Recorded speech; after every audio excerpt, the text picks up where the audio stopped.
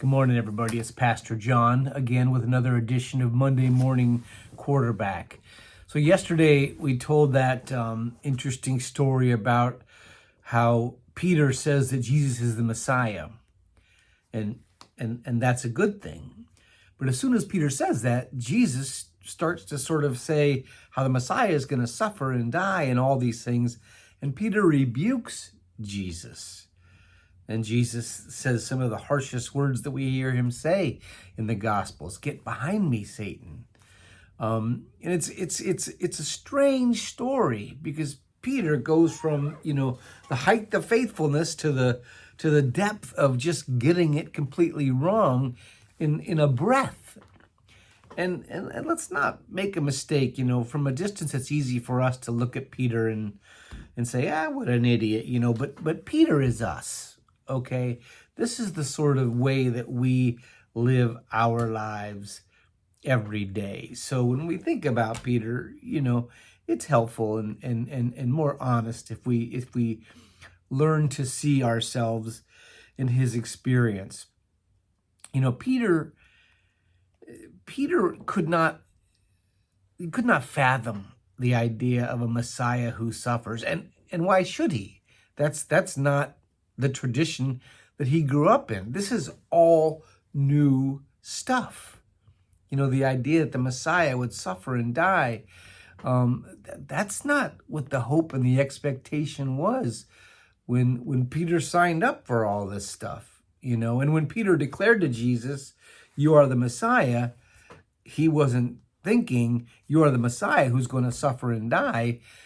He was thinking you are the Messiah who's going to be the deliverer of Israel. And so it's important that we understand his perspective. But again, as I said, Peter's perspective is similar to ours, even though we have the advantage of reading the entire story. We still struggle with the idea of a God who suffers. And we still struggle with the seeming defeat of Jesus. We're so ready to get to Easter that we almost want to skip Good Friday, but you can't. You absolutely can't. I think in order to embrace Good Friday, in order to embrace the cross, in order to embrace the, defeat, if you will, of Jesus, we have developed systems and theologies where we try to fit it into a box and we can management, different theories of atonement, if you will, that help us to sort of isolate that experience and sort of segregate it from the rest of what we know about Jesus. And we can't do that. That's what Peter was trying to do. Peter was trying to say, this is not part of the Messiah experience. Let's not do this.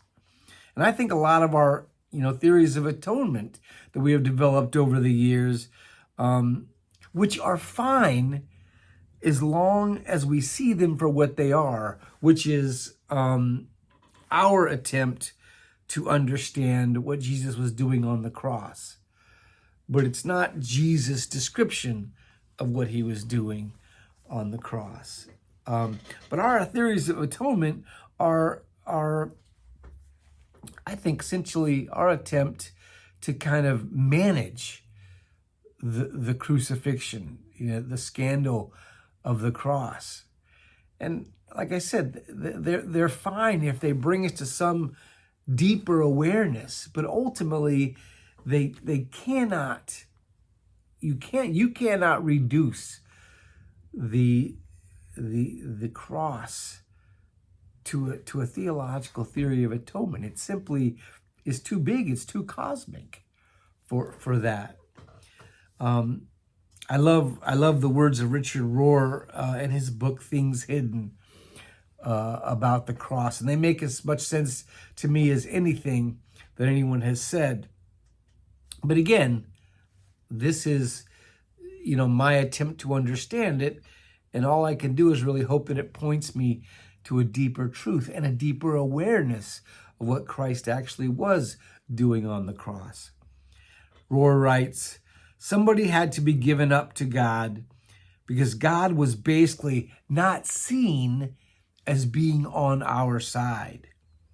Unless we know this, we will not see how Jesus turned around the whole history of religion.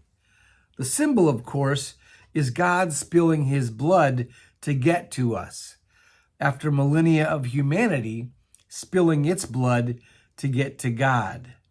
Jesus reversed the whole scary process. Now, I believe that every word of that is true, but I do not believe that every word of that is the whole truth. There is more to the mystery of the cross than that.